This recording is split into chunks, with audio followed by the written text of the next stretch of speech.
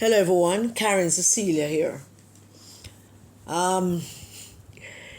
If you like this video, and I'm sure you're going to like it, please like it, press that like button, and share it, and send me a pithy comment. And I want to thank you all for the 22,000 plus subscribers. God bless you all for that. Please continue to share and encourage other people to subscribe and to come on and listen. And it seems like all kind of things hitting the fan now, and the rice tent burned down long time. We burned it down long time, and everybody had a little piece of the tent itching up in a little corner, thinking that they're in charge of something. But if whatever little remnant of the tent that is left is now on fire, and somebody said to me tonight, maybe it's not you sending Dayton Campbell to prison, because it look like him going to prison. And I responded and said, but him can't go yet, because him and Mr. Vaz have a date. And Mr. Vaz make sure him put it out to Dayton that him want to keep the date. Me know so Mr. Vaz are not film type, not film speed. Mr. Vaz too old for him, and that film speed that. But in spite of that, this date is not a date that either Mr. Vaz or Dayton themselves set. This date was set as a result of Dayton mouth. And Mr. Vaz want to keep the date. He want to go eat shrimp and drink wine. He want to keep the date. So Dayton in prison said that he's going to hold out for a little longer. And that might sound kind of funny, but it is not a funny thing. So Rowe drop another bombshell, and it is indeed a bombshell of a small nature. So I want to get a couple of things out of the way before I start to talk about what Rowe put out. Let us get some things out of the way. Well, it is about what he put out, but let us get some things out of the way. One, the whole matter of money being passed through the Kingston and St. Andrew Corporation, either through members of parliament or ministers of government, to go to particular places and particular people and constituencies and whatever, is a long-standing thing that happens in our government, PMP and JLP. No news there. Everybody does it. And if the PMP councillors feel like them want to go after the JLP, a lot of them can and would have evidence to the effect of what previous JLP mayors and their cronies in the council have done. Basically, I'm saying to you that the matter of the council running some money through some people through some legitimate means, because no money can run through illegitimate means. The money must go through legitimate means, but it's how you disburse it. And every one of them do it. It's not a big deal. I am not making excuses for it. I'm not saying that, something that, shady about that. But there's really nothing illegal about how they distribute money. The only thing that would raise question is where this money come from, and was it done in an illegal or illegal way? That's the only question that needs to be answered. Nobody have to fear that some money went to the place and some money went to the place. Every mayor, every council does it. But there is a right way and there is a wrong way. And I am guessing that there was no wrong way in this instance. Because I would imagine that Audrey Smith-Facey knows how this thing works, and she knows what she's doing. And, of course, Audrey being Audrey would not in the least worry about what she would text somebody and say. Audrey wouldn't worry about that. And Audrey wouldn't worry about that because in Audrey's head and in Audrey's mind, whatever it is she's saying to you, and whatever it is that she did and think that she need to say something to you about, it on the up and up and it legit. I have no doubt about that in my mind, that it on the up and up and it legit. whatever it is that Audrey was tasked to do. So that is not a big issue. Much as I know some labourers will be vexed about it, but I promise you, all of you labourers out there, every single one of them do it. Every JLP mayor and council, every PMP mayor and council, all of them do it. Councillors, all of them do it. And many of you who will be listening to this knows that all of them do it. Huh? The only thing that we are to ask ourselves, and that is the reason why them man they are look into it, is whether it was done legitimately. And legitimately is only questioning where the money come from, how the money came about, not how it was disbursed, just where the money come from and how the money came about. How it disbursed is neither here nor there, as long as the process of putting the money in place is legitimate and legal. And that's the only thing Pantan and him crew need to go look into. And them need to go look deep and do all kinds of things. And them need to go turn over papers and turn over desk and look at it and let that be clear, because that needs to be cleared up. And they will find what I just say to you, that there is a long-standing practice. This is a long-standing practice that all of them do. And every political person out there in Jamaica knows that this is a long-standing practice on two sides. So let me ask you another question. When the council are telling us, go down a council, go sign for something for 150,000, bring the 150,000 and come give, what do you think that is? What do you think that is? When the council sending you go down to the council office, go to Mr. Wayne name there, Mr. and Mrs. Wayne name there, and sign something for $150,000, and the Friday come and you go collect the 150,000 and go to the councillor and him sit down in the office and him share it up. What do you think that is? So I just want to just put that one side right away, that there is nothing nefarious about that, except to find out, was it done legally and legitimately? And I have no doubt that it was. So that aside, I can't imagine why that, well, I can, but I don't know. Lawrence Rowe is on a path, and I'm going to just took him part. As I said before, I am the only blogger. I am probably the only blogger who have not spoken to Lawrence Rowe. And I want to share something with you.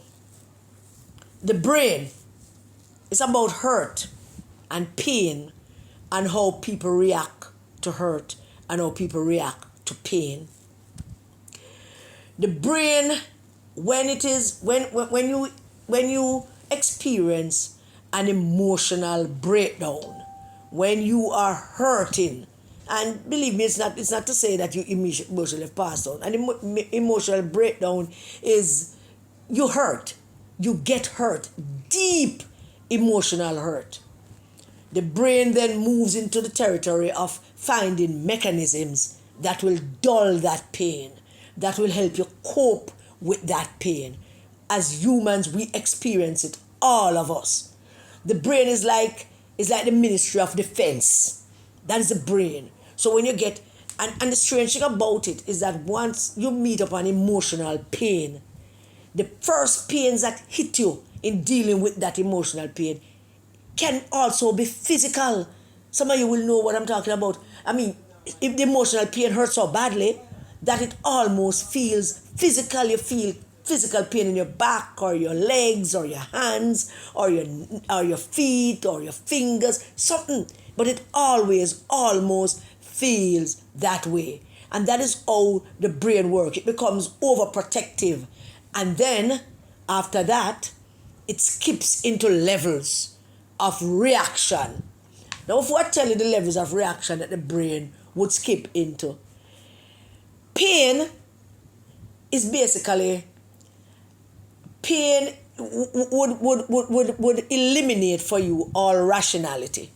Pain does, particularly emotional pain, it removes rationality, and you behave, and your behavior as an individual when you are feeling pain is depending on how you perceive the pain and how deep you go for this pain, because we're humans and all of us go through it at some point. So when the mind processes emotional pain, it can react also as physical pain.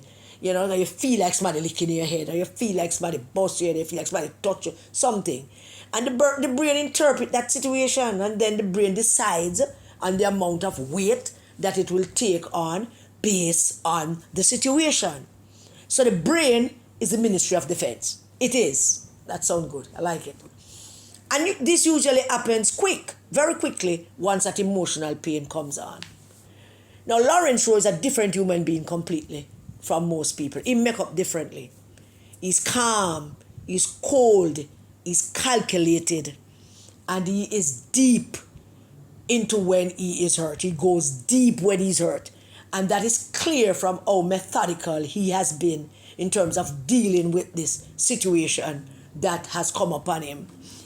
And the way that he prepared for it, because he has prepared for it. He has been preparing for it since before he has been preparing for it since they named him the candidate, and he heard about all that Dayton and the others were saying about him now go get it and nobody shouldn't worry and all the rest of it. So Lawrence was preparing for this. And he was not the kind of person that prepares through loudness and said, well, I'm going to go say, well, I'm try get rid of me, or quarrel, or noise making. No.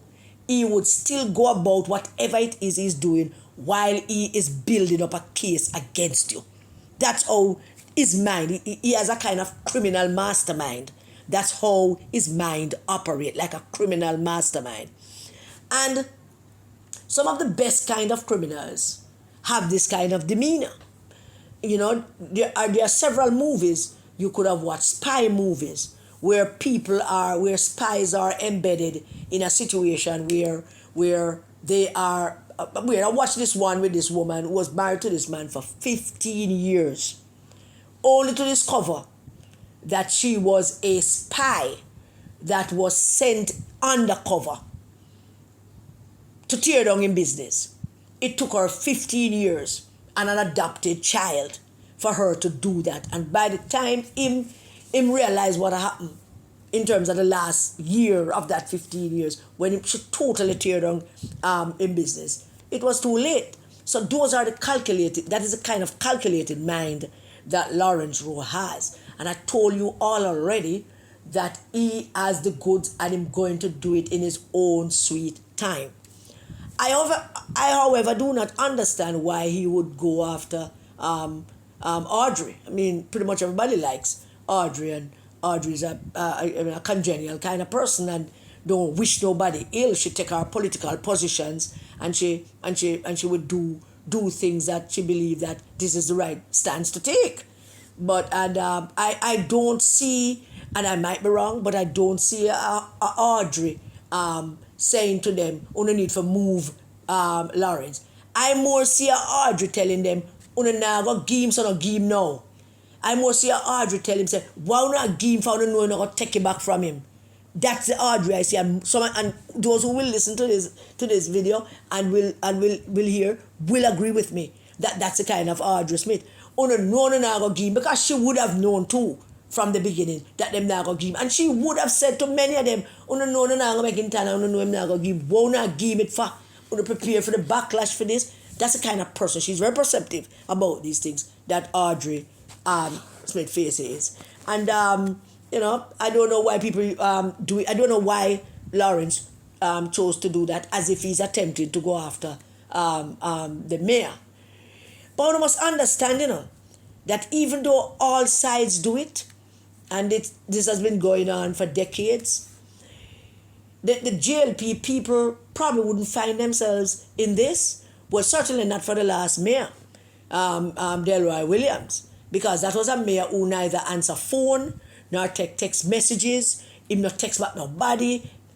You could text him till God come a one tick you go say, and then you could call him till Jesus come, unless he call you back.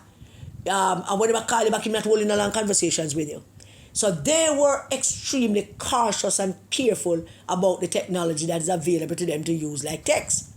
The current mayor, Swaby, he barely answer phone. A matter of fact, most people will tell that him not answer phone at all. Not at all. And when he does return a call to you or anything, it's a very quick conversation. You're not getting a lot of conversation. So somebody might say, me that call about that thing, no, me the talk about, and I say, all right, tell me again, where to say? And them say, all right, tell you what, give me a couple of days, I'm going to say, we can help you out with that. That's the kind of person image. So I'm not text somebody and left nobody in a voice note.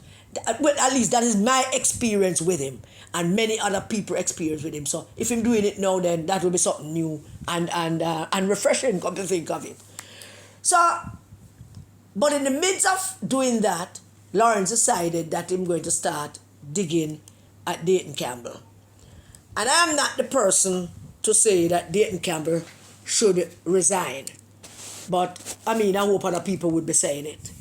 But I'm not the person who would be calling for his resignation. He could stay till Whoopi kill. He could stay till them stone dog. It doesn't matter to me, you know. But him is a disgrace as a general secretary of the People's National Party. And as I said before in previous videos and lives, it is the lack of political experience that would lead this nincompoop, this riffraff, this loudmouth, mislash riffraff to record a voice note to a man who he hired to do undercover work for him, to do all kind of espionage activity for him. And it is lack of political experience that lead them to do these things, because you hire him to do certain underhanded activity for you. Your first line of defense as the person who hired him, if you were a trained and experienced political operative, your first line of defense would be first to have something on him, something bigger, something deeper, something enough. That's the first thing. And secondly, to make sure that whatever conversations you're having with him are conversations that can be heard in public. Because remember, this is not a normal situation, and this is not a normal young fellow.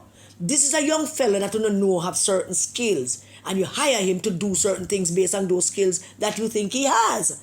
And having hired him to do all of that, you don't think as a political person that all right, at that man, if you do, I'm going to do all of that. And I'm sure there were many instances when them send Lawrence out on some mission, and Lawrence come back with a voice note or a picture or something to prove that this is so. And up to that point, none of them took stock. None of them took stock. They continued to exchange voice notes and exchange text messages. And Lawrence is the kind of person that if you call him and he want to record you, chances are he might call you back, which is how Steve McGregor don't believe in Steve get caught.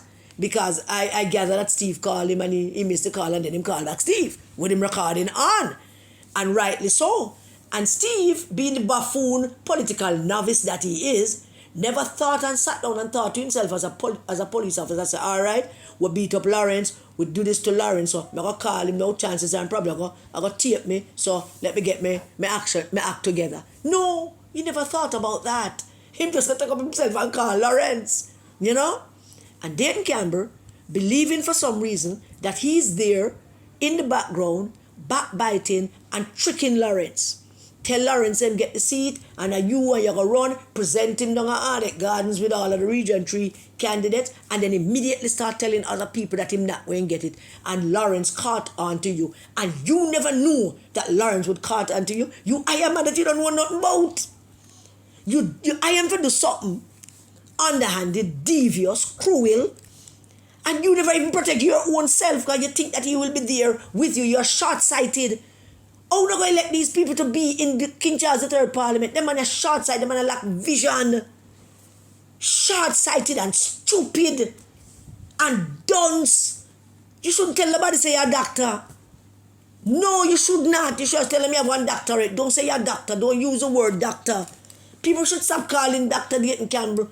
I mean, this dunce, this fool, this riffraff, this damn pedophile. I had this little youth to go track down justices of the peace, to go track them down and create mischief for them. And you never thought that one day him going to get you? You never thought that? You never thought he would get you? based on all the things that he did for you, all the voice notes that him record people unbeknownst to them for you, all the pictures that him have of pictures that him take and gave it to you for you. And you did not seek to protect yourself. And so this is what happens now. And it pains my heart. It is in pieces when I hear the thing. I can't behave like some people when I hear these things. I am not salivating. I'm not jumping up and down for joy. I am not even in the realm of F-O-N. No. I am in the realm of Jesus. Lord, look at Norman Manley's party. Is this the party that Norman Manley founded? Is this the party led by Michael Joshua Manley? Lord, please tell me, is this the party that P.J. Patterson led and Portia Simpson Miller led and Peter Phillips led? Is this the party of William Isaac and William Seabright? Is this the party of Iris King? Is this a party of my mother, Audrey Grant? Is this my mother's party? Is it? With a riff-raff, loudmouth man who's a pedophile as the general secretary being on tape recording, and him there for more. There is more. I am absolutely certain him there for more, because I have heard several voice notes with him on voice note, sending voice notes to people about one thing or the other, trying to outfire places all during the whole excitement of people looking seat. Private conversation with him, sit down in a meeting, chatting all kind of crap, and people call him out on it and him send them a voice note to tell them certain things. I have heard several. It's just not my style. It's not my style to take those voice notes and say, see you here in a meeting after you and the man just talk about something, and the man went out and sent you a text message about it, and you voice note him back for telling back some things that just never nice and friendly and very unbecoming of a general secretary of the People's National Party. It's just not me to do those things.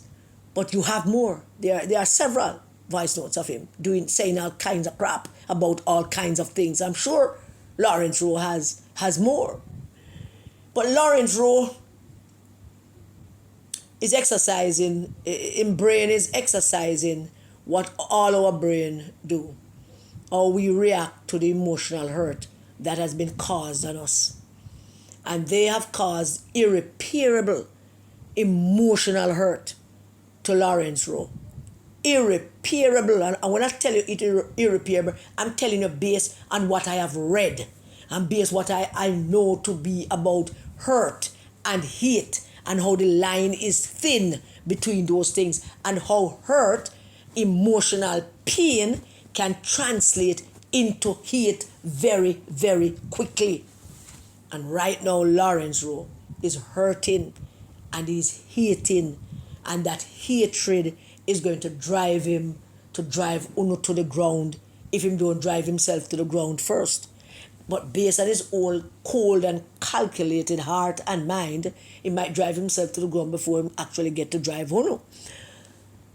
I am not wishing any ill to Lawrence Rowe. I have been very clear from the beginning, absolutely very clear, that he should not have been named, not even caretaker for Michael Manley's seat, much less candidate. I have been very, very clear.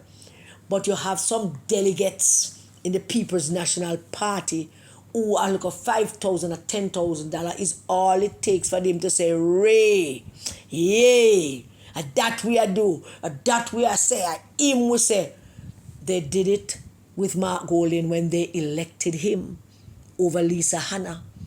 They did that without considering what kind of damage them doing to the People's National Party and what kind of damage they have heaped upon Jamaica by having Mark Golding sitting in our parliament illegally, representing King Charles III as the opposition leader. That has damaged Jamaica's reputation in no uncertain term. No uncertain term, Jamaica's reputation. I mean, we are the laughing stock of the Caribbean. We're the laughing stock. Look, the PNP is the laughing stock of the Caribbean. Look at the leader of the opposition. Want to think these things, them stay in Jamaica? These things on social media, them don't just stay in Jamaica. It's social media, them reach everywhere. Them they are like Switzerland. And Dubai and all them places. Jamaica's a laughing stock with the leader of the opposition. And you, the General Secretary, Dayton Campbell, and Peter Bunting, that nasty perverted piece of crap. And all of the rest of the crew, that future international scammer, and the Bart breast and Bart ass and Bart hips, side chick. The whole is a disgrace. I want to leave Norman Manley Party alone and let it strive. But you're not going to.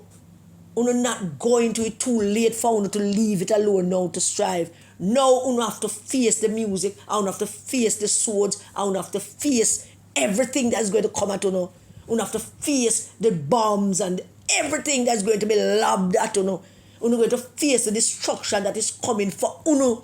You're going to face it because of what you all got together and did against Norman Manley's party, against Peter Phillips, and against the people of Jamaica. You're have to pay the price. And you say so on WhatsApp leak, we will pay a price. I hate this. And who would have thought? Who would have thought? Nobody could have thunk it up that it would be you, Dayton Campbell.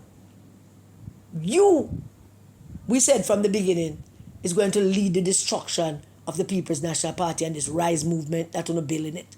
You are going to be the destructive force. You are the one with the hammer, Dayton Campbell, to break it down. And all because of your little blabbermouth and your nastiness and utilizing, get all young people them who have bad training, no proper home training, and who never have people for them to look up to, idols for them to look up to, or people to mentor them, or never live in a community where people can tell them hold your head high and do the right thing. The young people that never get those training from youth, from baby, I want to find them, I want to corrupt them, I want to use them, I want to discard them, and God Almighty is coming for Uno. I am not saying that Lawrence Rowe is an angel. We all know that he is not an angel.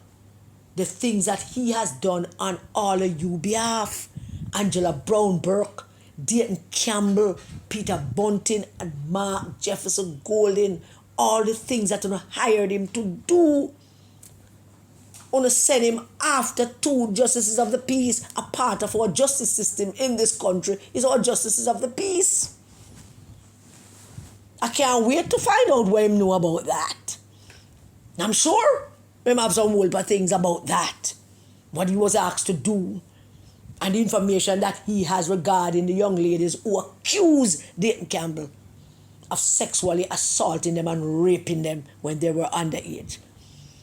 Because I'm sure those things are also there. And those things will also become known at some point. So I don't know how all of this is going to trash out. But I'm sure at the end of it, you all will be weeping and moaning, and there'll be gnashing of teeth and stamping of feet. I know that. And I know that the loser in all of this will be Norman Manley's party. Norman Manley's party, the People's National Party. As for those of you who sit down there and allow them and prop them up and give them cover in the name of holding power, in the name of me a PMP, one party being power, in the name of that, your day is coming too. All of you. All of your day is coming. So it gives me no joy. These things don't give me no joy. But we all knew him was going to come with something. We all knew. And this is the something. Thank you for listening to my rant. God bless you all. Stay safe, everybody, and keep your children safe.